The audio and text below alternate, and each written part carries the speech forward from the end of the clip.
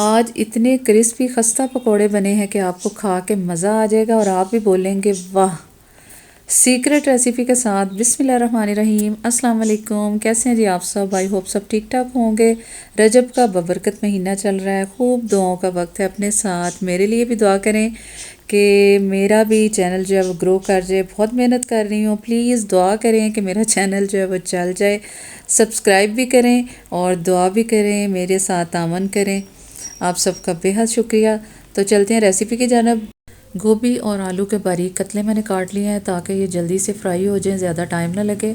और बेसन ले लिया है, उसके अंदर मैंने डाल दिया जी नमक, मिर्च, काली मिर्च, खुश्क धनिया, ज़ीरा, लहसुन और सब्ज़ मिर्च का पेस्ट बना के मैंने डाल दिया है। और सब्ज़ धनिया डाल दें या मेथी, ये सारी चीज़ें डाल दी हैं। इनको अच्छी तरह से मिक्स करके इसका एक घोल सा तैयार कर लेना है। और छोटी सी वीडियो मैंने बनाई थी मसाले की, लेकिन वो डिलीट हो गई है गलती से। तो बस मैंने ये सारी चीज़ें जो बताई हैं वही सारी चीज़ें इसके अंदर डाली हैं। लहसुन डालें ज़रूर, या लहसुन का पानी ज़रूर इसके अंदर शामिल करें। इसके साथ पकोड़े का जायका बहुत ही मज़ेदार बनता है। और ख़ास तौर पर खुश्क धनिया, यहाँ पर मैंने अनारदाना इसमें नहीं डाला। और ये देखें, यहाँ पर इस तरह से एक बैटर इसका बना लिया है। और अब कढ़ाई में मैंने ऑयल गरम कर लिया है, उसके अंदर गोभी को लगा के तो फ्राई करना स्टार्ट कर दिया।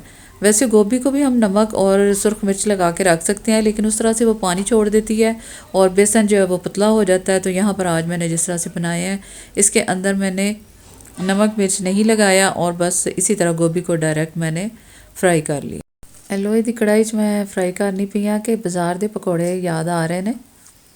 बाजार वाले भी लोहे की कढ़ाई बनाते हैं तो बड़े मज़ेदार पकौड़े बनते हैं। तो जनाब यहाँ पर मैंने डाल दिया सारे एक एक करके पीस हैं गोभी के। और ये मज़ेदार से पकोड़े हमारे फ्राई हो रहे हैं। और वो फ्राई करने के बाद मैंने आलू के कतले भी इस तरह डाल दिए हैं। और ये देखें माशाल्लाह बड़े मज़ेदार जो पकोड़े साढ़े तैयार हो गए ने, ज़बरदस्त क्रिस्पी बनन। घंटा भी पे रहन तो इंशाल्लाह ताला एक खस्ता ही रहनगे, क्रिस्पी रहनगे। और माशाल्लाह बहुत ही ज़बरदस्त यहाँ पर देखें पकोड़े तैयार हो गए हैं। और मैं गोभी को एक दफ़ा फ्राई करती हूँ, फिर इसको हाथ से दबा के और दोबारा से इसको ऑयल में डाल के दोबारा फ्राई करती हूँ।